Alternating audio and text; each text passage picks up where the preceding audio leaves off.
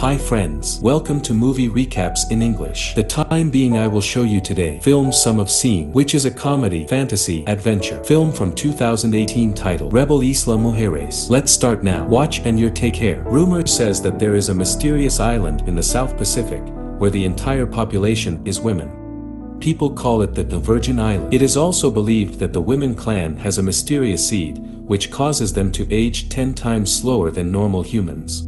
Therefore, many people are trying to find the location of the island. One of them is Mr. Song, who wants to become immortal, so he has been sending his men of experts and explorers to search for the island. Elsewhere, Wang, the protagonist of the movie, listens to a news report about Mr. Song, who has once again funded a large sum of money for his expedition to search for Virgin Island. The news then adds about the mystery of the island, detailing that none of the explorers who participated in the expedition so far have survived. Till now, only one person has ever set foot on the island, a famous explorer named Li. Li is none other than Wang's father, but he never came back from the island and left no message for the world or his son. It is rumored that he was mesmerized by the beauties on the island, so he decided to stay there permanently. Determined to find his father, Wang decides to participate in Mr. Song's expedition and heads off to the shore to board a ship. There, he meets a friend, Hyun Woo, who claims to be an expert navigator as he has recently graduated from the Somali Navy SEAL. After setting up everything, Wang and Hyun board the ship, and just as they are about to take off, one of Mr. Song's men approaches them and hands over a GPS tracker. After a while, the two finally hit the ocean, hence kick-starting their adventure. Initially, they are hopeful about the mission, but after 2 months of wandering into nothingness, they become pessimistic. By this time, their food supply has also run out, so they pray that they reach the island soon. One day, while the boys are complaining about the GPS not working, a flock of birds flies over them. Wang, who is lying on his back, feels a drip on his face, and when he smells it, he realizes that it's seagull poo. This indicates that they are near an island, and when Wang peers through his binoculars, he confirms the news and shares it with his friend. Unfortunately, the high tides do not allow the boys to dock their ship, so they are forced to swim all the way. In the next scene, when the two friends wake up on the shore, they notice an army of women surrounding them. While still not fully conscious, Wang asks if they're finally on the Virgin Island, but the women keep on staring and remain silent. Later, the two are brought to their camp for interrogation. As usual, Hyun becomes overconfident and tries to smack talk with the women, but ends up getting beaten by a durian stick. Because of the incident, the boys are locked inside a wooden cage as a punishment. In the meantime, the leader of the women, whom they refer to as patriarch, approaches the two and starts talking. She mentions that only a handful of people have reached their island in the past 500 years, but all of them were experienced navigators. Hyun is in disbelief that the girls have been around for such a long period and jokingly asks if they are really immortal. However, the patriarch and her women simply leave them behind and go about their ways. Once the women are out of sight, Wang takes out his hidden knife and plots with Hyun to escape at nightfall. They succeed in the plan and eventually get out of the prison. After this, Wang decides to check out the tribe for any clues, while Hyun sets out to find ways to escape the island. The next scene shows Hyun heading towards the jungle to see if there's any way out, while Wang arrives at the women's village and enters one of the huts. It turns out that the women have filled the jungle with traps, so Hyun Woo unknowingly falls for them. At first, he falls down a rabbit hole below and then gets pierced by a wooden arrow on his back.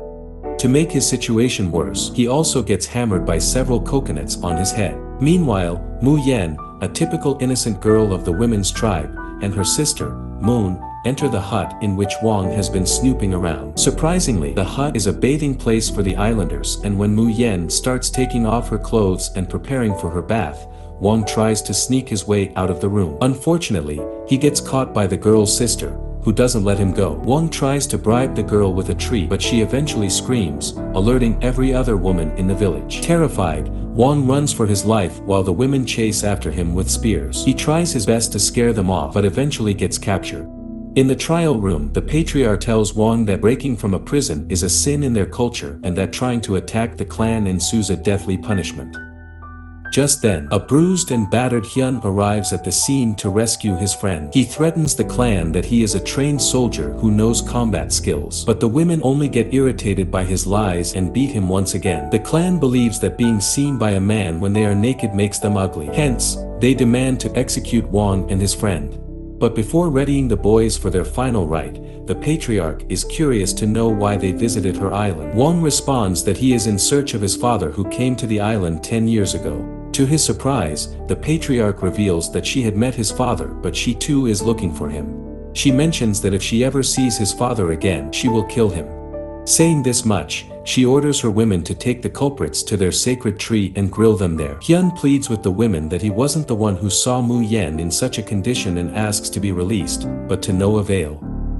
Next, the women prepare for the grill while the boys are tied and kept separately in 2 giant barrels. Hyun fears that they are being marinated before being roasted, but he is interrupted by Mu Yen, who has finally come to face her pervert. She lashes out at Wang for spying on her and tells him that to lift the curse of being ugly, she has to kill him. However, just when it appears that she is about to finish him off with a knife, she instead cuts open his robe. Before letting the two escape, the innocent Mu Yen asserts that she hates Wang, but at the same time doesn't want him to die because of her. Unfortunately, the boys take the jungle's way and fall for the set traps. The following morning, Wang and Hyun are once again captured and tied in front of the sacred tree. The women prepare different kinds of ingredients and light a fire to marinate the boys and eat them after roasting. But the process is interrupted when Chunhua, one of the women from the clan, drowns in the ocean.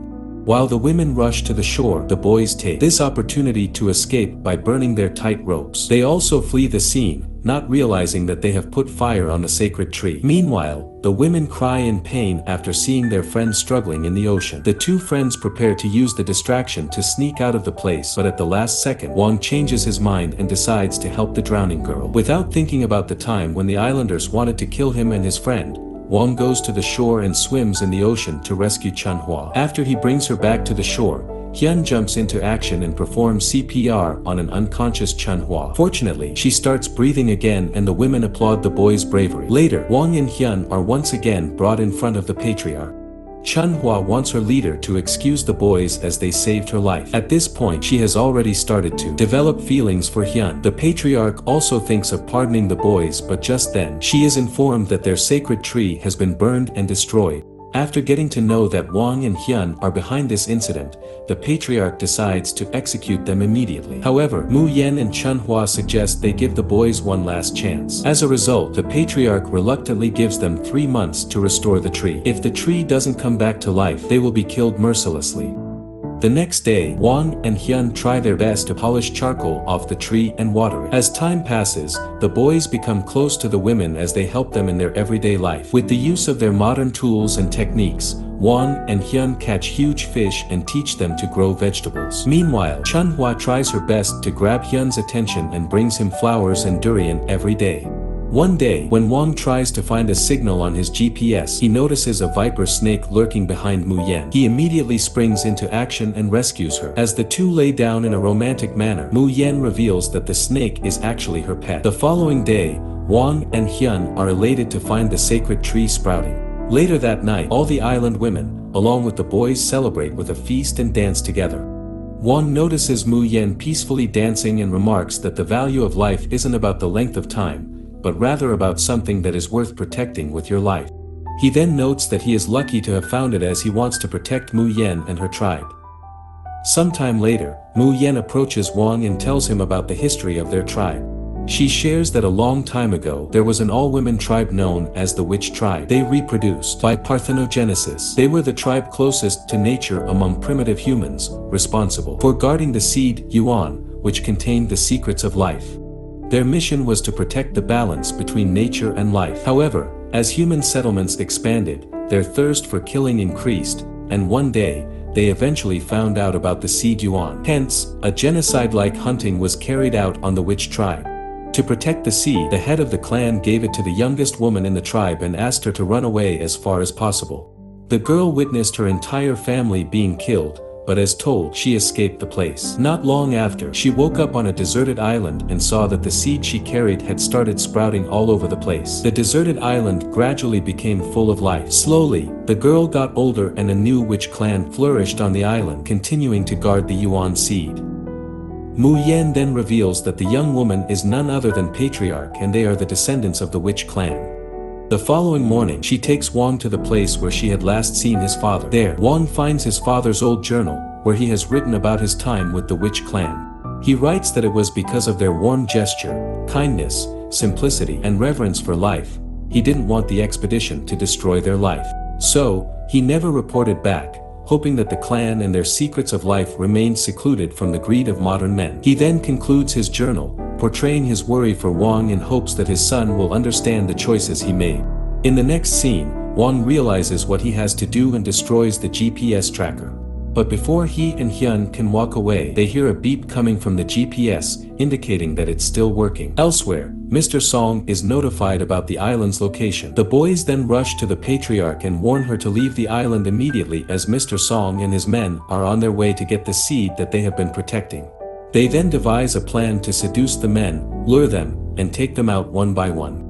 Soon enough, Mr. Song arrives with his crew and orders 4 of his men to check the island. The men arrive at the village, but they are surprised to see beautiful women waiting for them. Next, the women play their part, get the men drunk, and successfully knock them out. After his men don't report back, Mr. Song himself ventures into the island and starts inspecting. Wang and Hyun greet him at the gate and try to convince him that it isn't the Virgin Island that he was after. But Mr. Song is no fool, so he orders his men to tie up the women, along with the 2 boys. He then threatens the patriarch and asks her for the secret of life so that he can be immortal like them. When she refuses, Mr. Song threatens to kill Moon.